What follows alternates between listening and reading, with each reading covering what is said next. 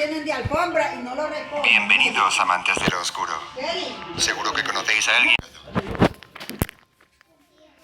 Priscila siempre quiso ser niñera y con 18 años empezó a cuidar de los pequeños de su vecindario. Pronto se dio cuenta de que era un trabajo sencillo y cuidó su reputación para aumentar sus clientes. Un día, doña Lourdes, una extraña anciana que llevaba bastón y cojeaba exageradamente, quiso contratarla. La joven aceptó sin pensárselo ni hacer preguntas. Después de todo, nunca le habían ofrecido $150 por cuidar de un niño.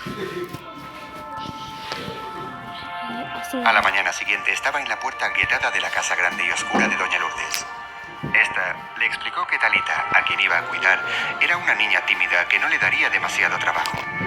A Priscila le... Cuando era un niño, no había nada que comer.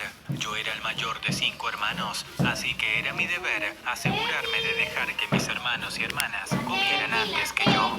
La guerra estaba avanzando lentamente desde la costa y a medida que se estrechaba, nuestra comida escaseaba. Los animales huían del área o eran sacrificados y consumidos debido al pánico de las demás familias en nuestra villa. Madre era una mujer sabia y precavida, así que esperamos hasta el otoño para sacrificar nuestras 2 gallinas, cuando la grama y la corteza de los árboles se había vuelto muy difícil de encontrar o incomestibles. Las demás familias sabían que teníamos gallinas y madre se quedaba despierta cada noche para cuidarlas. Cuando las gallinas no eran más que huesos y los huesos se habían vuelto quebradizos y porosos por las muchas sopas de madre, ella nos mandó, a mí y a 2 de mis hermanos, a recolectar insectos y ratones de campo para la cena. Estábamos hambrientos, pero no del todo famélicos. Primera nevada y ya no quedaba nada con vida para comer. Madre comenzó a considerar lo inevitable. Quizá debía ir a la costa y venderle el reloj de bolsillo de su padre a uno de los soldados ebrios, pero bien remunerados. Era la única cosa valiosa que nos quedaba y la única reliquia de la familia que madre me podía heredar.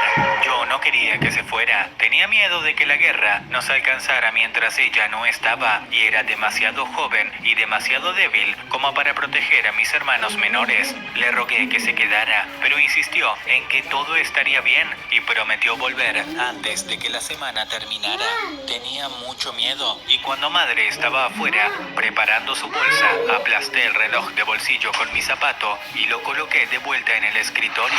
Ya no funcionaba. Madre lloró por días. Mis hermanos hicieron su mejor esfuerzo por reconfortarla mientras la veía pelando el cuero de sus botas para hervirlo como cena. La noche siguiente, madre encontró una rata muerta y la hirvió usando la nieve virgen de la noche anterior. Y el día siguiente llenó nuestras barrigas con huesos de rata y más nieve derretida. Mi hermanito pequeño, Albert, nos mantuvo a todos despiertos esa noche, llorando por su hambre. Rogaba por todas las cosas que solíamos comer cuando teníamos cosechas y animales: estofado de carne, panecillos blancos, maíz suculento y cordero condimentado. Hizo que todos nuestros estómagos gruñeran y nos torturaran, y terminé pidiéndole que guardara silencio mientras madre sollozaba desde su habitación.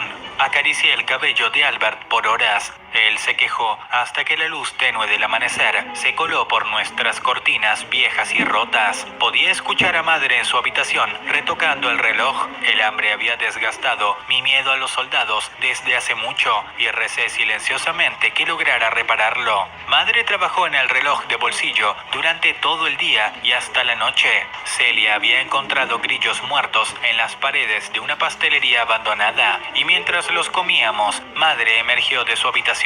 La sonrisa en su rostro fue una que casi había olvidado, pues no la había visto desde el día en que nació mi hermana. Nos dijo que había reparado el reloj de nuestro abuelo y que había oído de un campamento de soldados que estaba cerca. 3 días, nos prometió. 3 días y regresaré con zanahorias, cordero y panes tan grandes que llenarán sus barrigas por todo un año. Aplaudimos de la alegría y corrimos por nuestro pequeño y sucio patio con un regocijo que parecía ser un lenguaje extranjero para nosotros. Madre dijo que todos debían ayudarme a buscar cosas hermosas con las cuales decorar la mesa del comedor. La mañana siguiente nos dio a todos unos pedazos de caucho de la suela de sus zapatos para que lo masticáramos y nos mandó en nuestra misión, luego de habernos dado un beso de despedida y de haber prometido que regresaría. Nos divertimos mucho ese día recolectando herraduras y piezas de vidrio roto. Enroscamos pedazos de cordel a través de las cerraduras para colgarlas encima de la mesa y amarramos el vidrio a las puntas, esperando que destellaran bajo la luz de la lámpara. Regresamos a casa mientras el sol se ponía, felices con el trabajo de nuestro día y ansiosos por retomarlo la mañana siguiente. Aún estábamos cerca de la casa cuando lo olí por primera vez. Cebollas, caldo de pollo, cordero condimentado e incluso caramelos. Corrí tan rápido como pude, lanzando al suelo nuestras decoraciones de mesa en mi búsqueda desesperada de comida. Irrumpí por la puerta de entrada y encontré a Madre en la estufa, preparando nuestra cena con una veneración silenciosa. Le extendí mis brazos y su sonrisa me dio a entender que había tenido éxito. La abracé con más fuerza y me senté en la mesa mientras mis hermanos y hermanas llegaban por la entrada. Se sentaron en sus lugares rápidamente, con miradas hambrientas y expectantes en sus rostros, mientras Madre traía una bandeja humeante de cordero condimentado. Nos asintió con la cabeza y nosotros llenamos nuestras manos con la carne nutritiva sin siquiera prestarle atención a nuestros platos. Luego de la cena, nos mandó a la cama con nuestras barrigas llenas, prácticamente sin haber dicho una palabra desde que la cena fue servida. Comimos nuestra ración la noche siguiente y luego la siguiente y la siguiente. Pero a medida que nuestras reservas de alimentos comenzaron a menguar, pasaba lo mismo con la salud de Madre. Cada día nuevo la desgastaba más, hasta que mis hermanos y yo quedamos peleando por las sobras de carne cruda, mientras Madre yacía débil y marchita en su alcoba. La primera noche que volví a pasar sin comida, sentí que mi felicidad se esfumaba y poco a poco mis recuerdos de los días anteriores se tornaron confusos. Recordaba que el cordero condimentado que había comido con tanta ferocidad en realidad había estado enfermizamente dulce y que los acompañamientos que había olido desde la distancia nunca fueron parte del festín.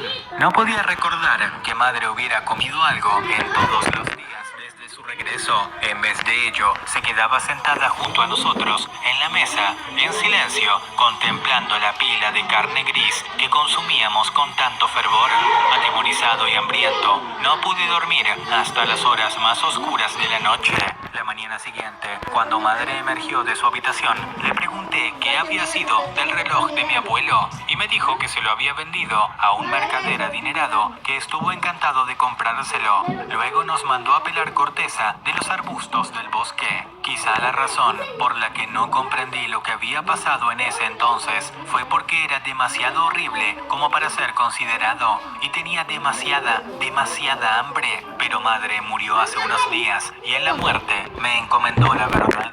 De su inventario de míseras posesiones, heredé una pequeña caja que no contenía nada más que un reloj de bolsillo roto y brillante. Quizá Madre quería que lo recordara.